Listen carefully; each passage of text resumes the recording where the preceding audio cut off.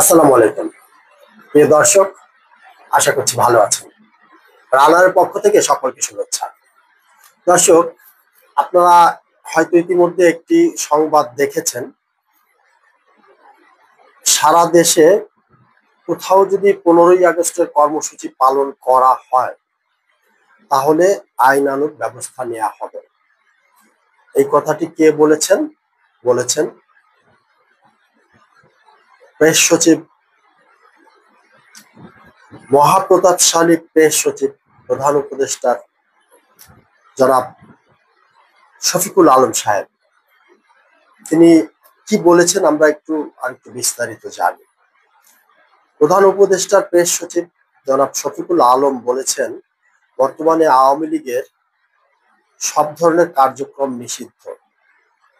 15 August Sheikh Mujibur রহমানের হত্যাকাণ্ড দুঃখজনক হলেও দিনটি আগস্টের অন্য দিনের মতোই বিবেচিত হবে। এদিন ধানমন্ডি বা অন্য কোথাও কর্মসূচি পালন করতে গেলে আইন অনুযায়ী ব্যবস্থা নেওয়া হবে। রোববার 10 আগস্ট রাজধানীর ফরেন সার্ভিস একাডেমিতে সাংবাদিকদের প্রশ্নের জবাবে তিনি এ মন্তব্য করেন। শফিকুল আলম বলেন, নিষিদ্ধ ঘোষিত আওয়ামী লীগ যদি কার্যক্রম চালাতে চায় আইন শৃঙ্খলা বাহিনী তা দেখবে। কলকাতায় আওয়ামী লীগের অফিস খোলার প্রসঙ্গে এখানে কিছু প্রশ্ন এসেছে। তিনি সেই প্রশ্নের প্রসঙ্গে জানান, দেশে কার্যক্রম নিষিদ্ধ থাকায় দলের সব কর্মকাণ্ড নজরদারিতে রয়েছে। তারা যদি দেশের ভেতর অস্থিতিশীলতা সৃষ্টি করার চেষ্টা করে সে বিষয়ে সরকার সতর্ক রয়েছে।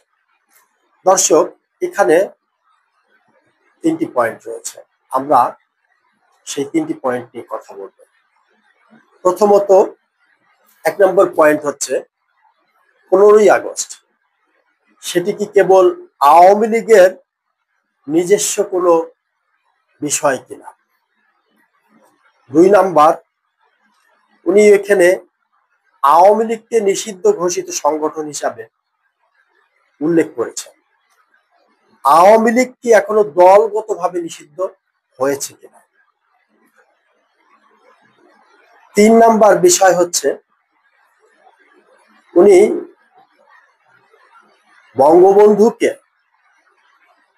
বঙ্গবন্ধু বলে উল্লেখ করতে দুঃখিত হয়েছেন। তার অর্থ হচ্ছে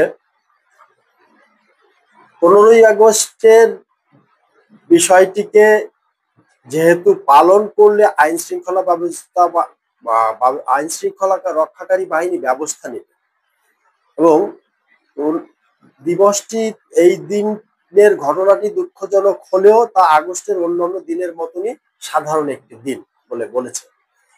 এখানে 3 নম্বর যে পয়েন্টটির কথা বলতে চাই, বঙ্গবন্ধুকে বঙ্গবন্ধু স্বীকৃতি দিতে কি ওনার লজ্জা হয় নাকি কষ্ট হয়।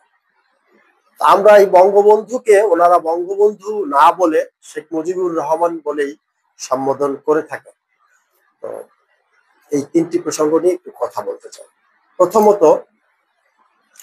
দর্শক, আপনারা কি মনে করেন বঙ্গবন্ধুর এই শাহাদাত দিবসটি, বঙ্গবন্ধুকে সপরিবারে 15ই আগস্ট যেইভাবে নির্মমভাবে হত্যা করা হয় সেটি কি কেবল শুধু আওয়ামী লীগের দলীয় কোনো কর্মসূচি, নাকি বাংলাদেশের মুক্তিযুদ্ধের পক্ষের যারা মুক্তিযুদ্ধে বিশ্বাস করে, বাংলাদেশকে বিশ্বাস করে, বাংলাদেশের স্থপতি হিসাবে বঙ্গবন্ধুকে বিশ্বাস করে দেশের যে কোনো সাধারণ মানুষ এই দিবসটি পালন করতে পারে।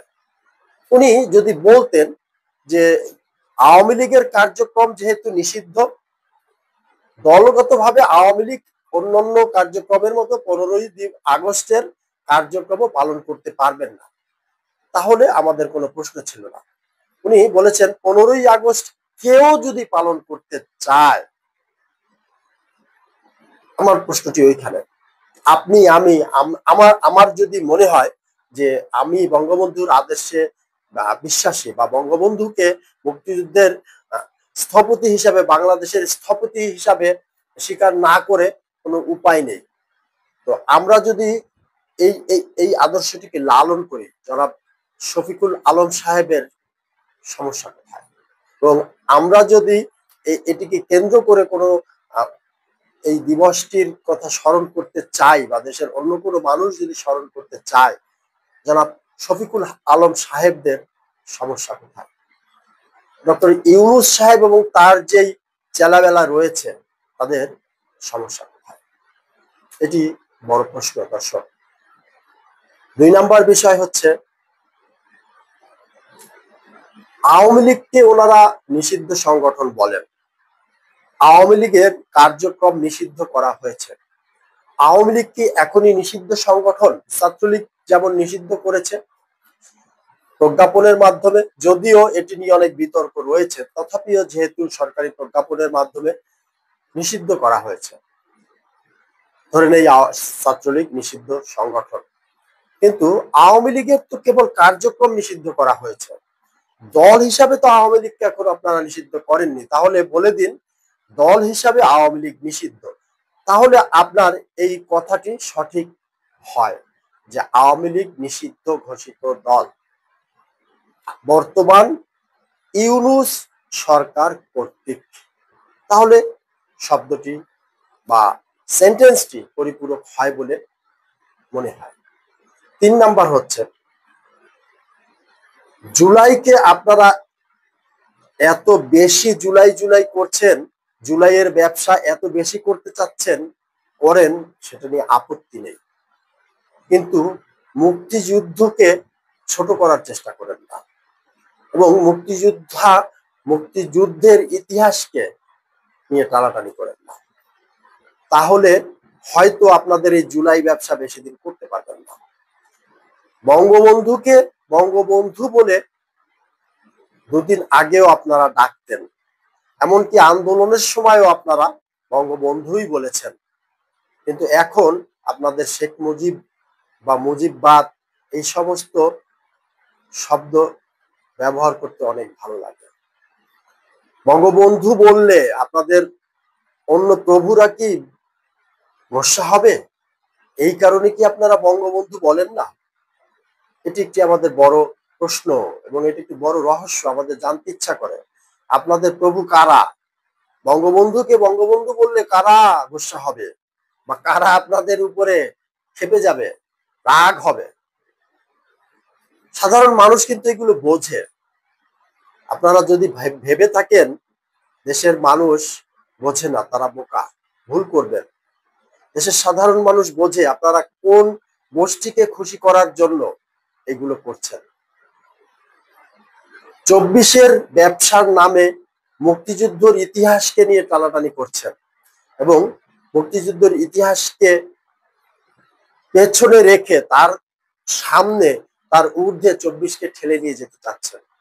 করুন, চেষ্টা করুন, বুমেরাং না হয়ে যায়, এটি স্মরণে রাখবেন জনাব শফিকুল আলম সাহেব, এবং আপনাদের প্রভুদের উদ্দেশ্যে বলছি, আপনারা একটি খেয়াল রাখবেন, আপনাদের আসল চেহারা এখন আর গোপন নেই।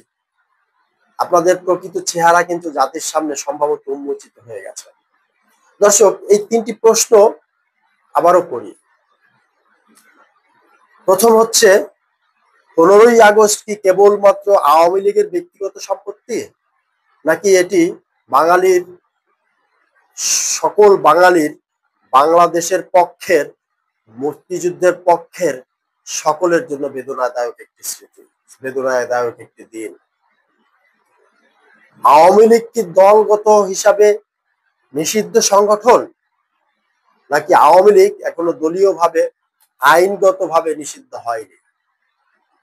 3 নাম্বার, কোন প্রভুদেরকে খুশি করার জন্য ওনারা মুক্তিযুদ্ধকে নিয়ে টানাহেঁচড়া করছেন এবং বঙ্গবন্ধুকে নিয়ে টানাহেঁচড়া শুরু করেছেন? এই 3টি প্রশ্ন রেখে আজকের মতো শেষ করলাম। ভালো থাকবেন, সুস্থ থাকবেন, দেখা হবে ইনশাল্লাহ আগামী পর্বে। আল্লাহ হাফেজ।